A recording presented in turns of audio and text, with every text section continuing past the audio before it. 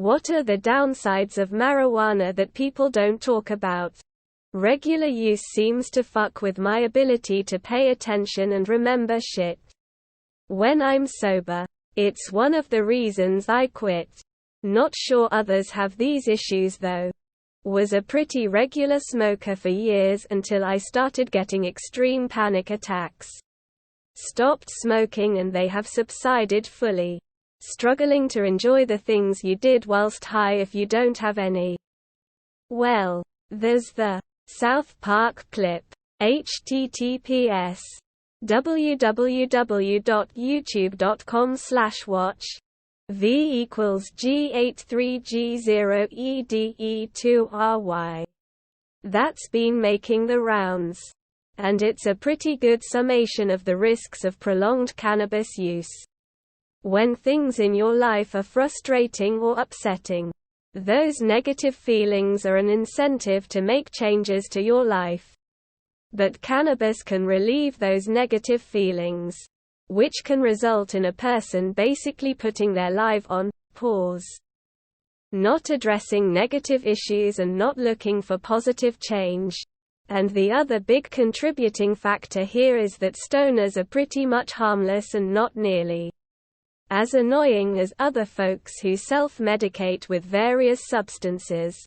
Drunks and cokeheads and meth users all have behaviors that trigger friends and family to intervene out of anger or frustration or concern. But dope heads are just so mellow and easygoing that they don't send up the same kind of warning flares that somebody driving drunk or blacking out from drinking does. Getting irrationally hungry. It's not healthy to eat 1,000 extra calories after having an edible. I'm a heavy smoker and I will admit that it fucks up your lungs. Sleep isn't as effective. And the complacency that comes with constantly being stoned can be risky for some. They say people don't become physically dependent on it. But as a daily smoker I absolutely feel like garbage and have to smoke to feel normal.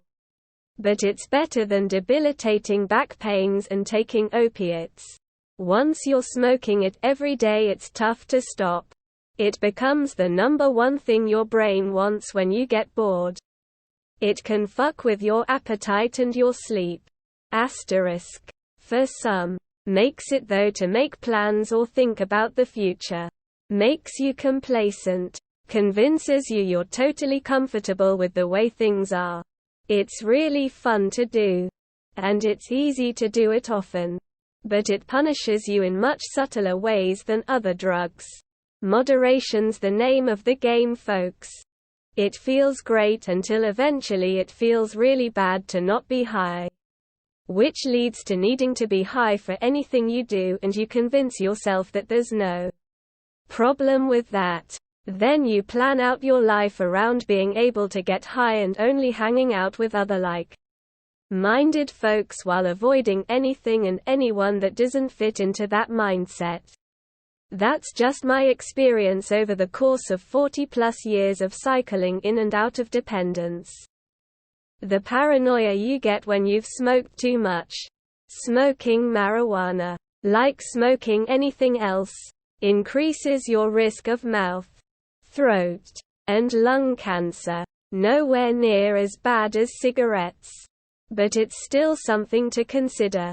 There's also the possibility, unproven as of yet, that it can cause mental decline if used regularly.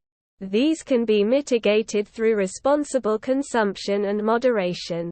Though, forgetting how living life sober is like. I realized this when I quit. Life sober feels very different. In a good way. I forget. Cannabis hyperemesis syndrome. It's real. It sucks. The negative impacts it can have on one's mental health after long-term use. Specifically in those who have underlying mental health issues to begin with.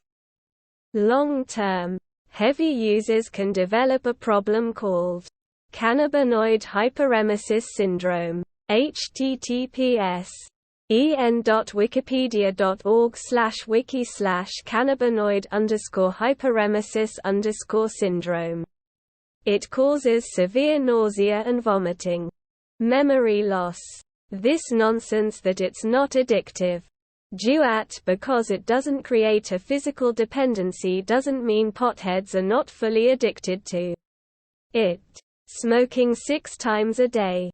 Before you have to do anything. Needing to be high or you feel off are not normal. And if you doubt this, go ahead and quit cold turkey for a month. Best case is you only have wicked cravings for a week.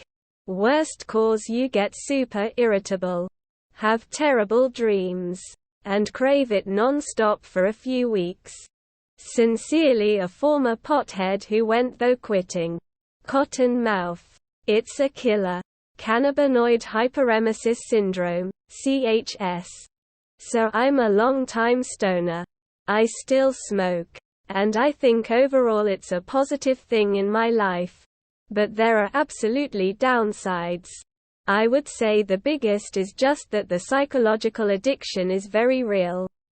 Just because you don't get withdrawals like opioids doesn't mean taking a tolerance break isn't unpleasant. It totally is. For a couple nights, the world will seem very boring and you'll feel vaguely restless. That's really about it.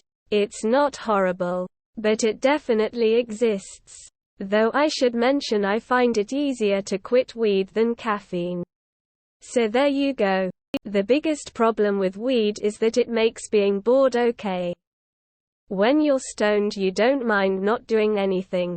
Whereas normally boredom would drive you to do something.